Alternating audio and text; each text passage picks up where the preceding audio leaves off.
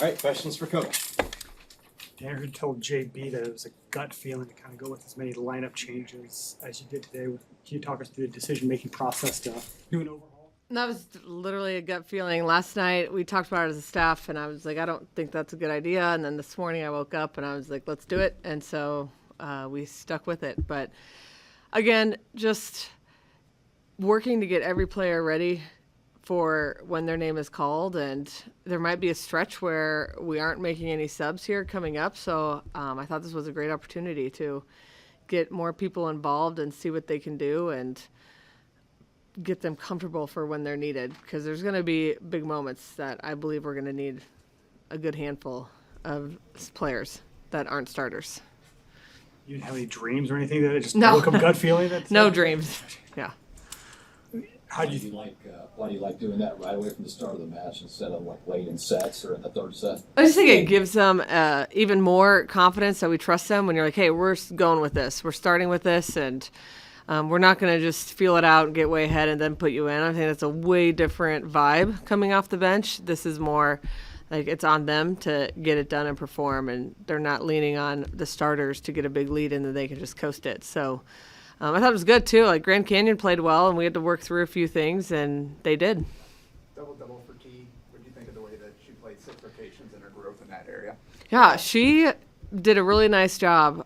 Really challenged her to mix up her shots. She's like a power hitter, so she thinks she can power through everybody. So she's got to learn to get her feet there and hit deep, hit line, mix up her depth, which when she does that, she gets kills. When she's trying to power through the block, that's when she actually gets blocked. What was it like to see that group have some pressure on them at the end of the second set? Yeah. You having to call timeouts to finish that thing? Yeah, it was really good, and I was pretty worried that we might drop that set, so which I did not want to do.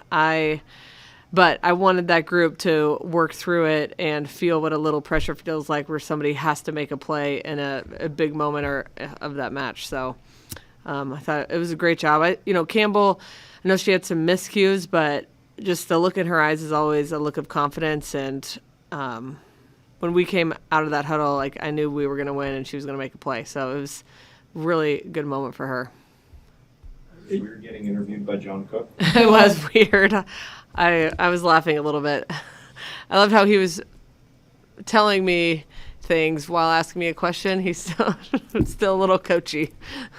How are your practices are set up? So, I mean, like tonight, I imagine there are lineups that you may not see that often or practice as a group together. Is your practice kind of? Well, usually once a week we mix teams, so that's a group that's probably practiced together quite a bit. We try to mix teams once a week, and then the other days focus on maybe starters or how we're going to start the weekend. So I don't think that was a shock to play next to somebody new out there. They've done it.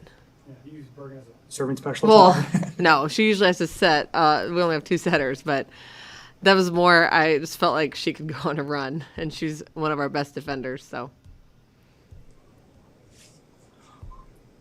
You did. I mean, was this kind of done to see what you knew, but also save their legs a little bit for the Creighton match on Tuesday? a little bit, and having a 4-gamer last night, and then with Creighton being a quick turnaround, and we really only get, 1 practice, well, 2, but you want to go light one of those days. So I wanted to make sure that the team felt really fresh to go pretty hard one of those days, whether we decided to do that tomorrow or Monday in Omaha.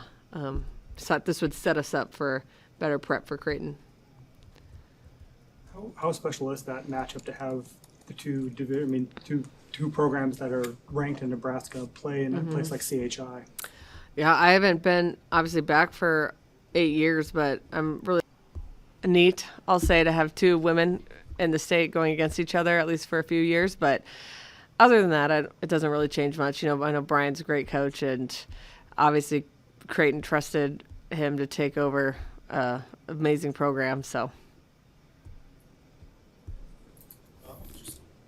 How has that program grown since the days when you were a player? yeah, it's crazy. I remember when I was a recruit going to Creighton for a team camp, and they showed me around, and I was like, what is this place? I think they weren't winning any games, period. 0 wins maybe the season before. And then to see Kirsten just completely turn that around and turn them into a powerhouse where, you know, they're in the mix for top recruits and they're always knocking at the door of the Final Four. So just, you know, extremely impressive what they've been able to do. All right. All right, thank you all.